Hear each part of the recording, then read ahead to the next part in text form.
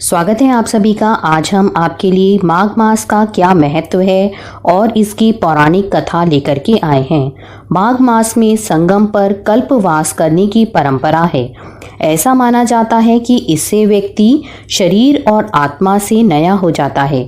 जो भी व्यक्ति इस महास्नान, दान और जप तप करता है उसे मोक्ष की प्राप्ति होती है। माघ महात्म्य का पहला अध्याय।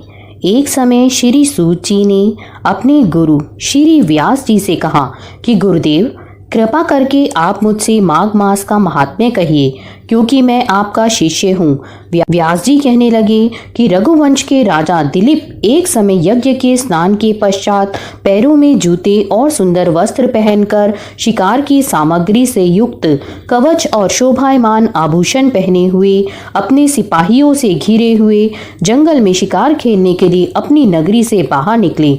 उनके सिपाही जंगल में शिकार के लिए मृग, व्याघ्र, सिंह आदि जंतुओं की तलाश में इधर उधर फिरने लगे।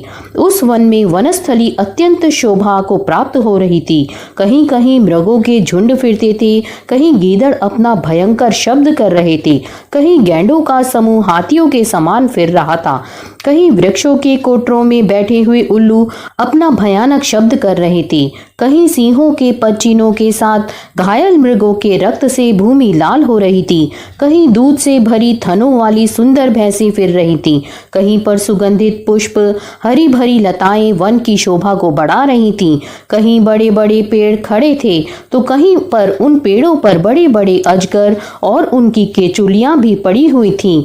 उसी समय राजा के सिपाहियों के बाजे की आवाज सुनकर एक मृग वन में से निकलकर भागने लगा और बड़ी बड़ी चौकड़ियां भरता हुआ आगे बढ़ा। राजा ने उसके पीछे अपना घोड़ा दौड़ाया, परंतु मृग पूरी शक्ति से भागने लगा। मृग कांटेदार वृक्षों के एक जंगल में घुसा और राजा ने भी उसके पीछे वन में प्रवेश किया, परंतु दूर जाकर मृग राजा की दृष्टि से ओझल होकर निकल गया। राजा निर्जन वन में अपने सैनिकों सहित प्यास के मारे अति दुखी हो गया। दोपहर के समय अधिक मार्ग चलने से सैनिक थक गए और घोड़े रुक गए। कुछ देर बाद राजा ने एक बड़ा भारी सुंदर सरोवर देखा, जिसके किनारों पर घने वृक्ष थे। इसका जल सज्जनों के हृदय के समान स्वच्छ और पवित्र था। सरोवर का जल लहरों से बड़ा सुंदर लगता था। जल में अनेक प्रकार के जल जंतु, मछलियां आदि स्वच्छंदता से इधर उधर फिर रही थीं। दुष्टों के समान निर्दयी चित्त वाले मगरमच्छ भी थे। किसी किसी जगह लोभी के समान सिमाल भी पड़ी हुई थी। जैसे विपत्ति में पड़े हुए लोगों को दुखों को हरने वाले दानी पुरुष के समान यह सरोवर अपने जल से सबको सुखी करता था। जैसे मेघ चातक के दुख को हरता है, इस सरोवर को देखकर राजा की थकावट दूर हो गई। रात्रि को राजा ने वहीं विश्राम किया और सैनिक पहरा देने लगे और चारों तरफ फैल गए। रात के अंतिम समय में शुक्रों के एक झुंड ने आकर सरोवर में पानी पिया और कमल के झुंड के पास आया। तब शिकारियों ने सावधान होकर शुक्रों पर आक्रमण किया और उनको मारकर पृथ्वी पर गिरा दिया।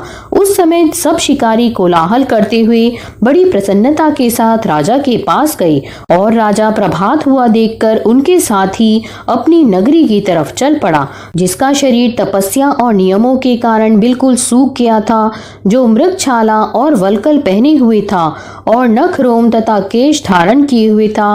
राजा ने ऐसे घोर तपस्वी को देखकर बड़े आश्चर्य से उसको प्रणाम किया और हाथ जोड़कर खड़ा हो गया।